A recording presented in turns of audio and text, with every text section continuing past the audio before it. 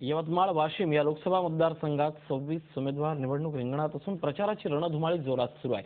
शिवसेना, काँग्रेस, बसपा, भारिप, बमस, मनसे, समाजवादी party, forward block या प्रमुख पक्षांचे उमेदवार रिंगणात असले तरी खरी लढत काँग्रेस आणि शिवसेनेच्या उमेदवारांमध्येच रंगणार आहे।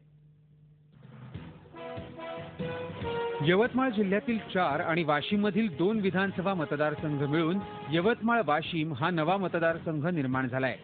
16व्या लोकसभेसाठी या मतदारसंघात चुरशीची लढत बघायला मिळतेय। शिवसेनेनं 3दा खासदार राहिलेल्या भावना गवळी यांना 4थ्यांदा निवडणूक रिंगणात उतरवलं असून काँग्रेसनं राज्याचे सामाजिक न्याय मंत्री शिवाजीराव मोघे यांना संधी दिली आहे। यवतमाळ वाशिम मतदारसंघातील निवडणूक यावेळेसही पुन्हा जातीवर आधारित होण्याची चिन्ह दिसू लागली आहे। या मतदारसंघात कुणबी समाज आणि बंजारा समाजाचे संख्यात्मक आधारावर समान वर्चस्व आहे। म्हणूनच या दोन्ही समाजातील मतांमध्ये विभाजनावर भर दिला जातोय। अन्य राजकीय पक्षांनी सुद्धा बंजारा समाजाचे 4 उमेदवार मैदानात उतरवल्याने बंजारा मतांचे विभाजन अटळ आहे। मनसेनंही इथे राजू पाटील राजे यांना उमेदवारी दिल्यानं रंगत आणखी वाढली आहे। विरोधकांनी पहिले त्यांनी काय केलं हेही बघावं, कारण 65 वर्षापासून काँग्रेसची एकतर्फी सत्ता आपण देशामध्ये आणि राज्यामध्ये अनुभवतो।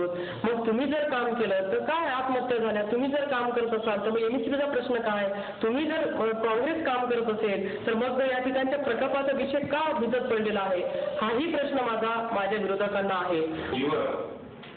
अतिशय मजबूत व्हावं, स्वतःच्या पायावर सगळे उभे राहावे, स्वाभिमानी आहे, अधिक स्वाभिमानी आहे, हा त्याचा मागचा मूळ उद्देश आहे। त्यासाठी मी आयुष्यभर काम करतो। जातीय समीकरणाबरोबरच विकासाच्या मुद्द्यांचा मतदारांकडून विचार होईल। काँग्रेसचा बालेकिल्ला म्हणून ओळखला जाणारा हा मतदारसंघ गत 15 वर्षापासून महायुतीने ओढून घेतलेला आहे। विद्यमान खासदार भावनाताई गवळी या मतदारसंघाचं आता 4थ्यांदा प्रतिनिधित्व करण्याच्या तयारीत आहे। आम्हाला त्यांच्याकडनं अजूनही भरपूर अपेक्षा होत्या।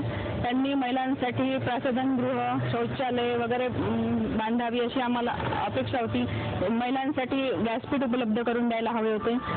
राज्याला सर्वाधिक काळ 2 मुख्यमंत्री देणाऱ्या यवतमाळ वाशिम मतदारसंघात शेतकरी आत्महत्या, अर्धवट सिंचन प्रकल्प, ओसाड औद्योगिक क्षेत्र आणि रखडलेला रेल्वे प्रकल्प अशा महत्त्वाच्या समस्या आहेत। आता मतदार राजा कौल कुणाला देतो हे पाहणं औत्सुक्याचे ठरणार आहे। श्रीकांत राऊत, झी मीडिया, यवतमाळ। झी 24 तास रहा एक पाऊल पुढे।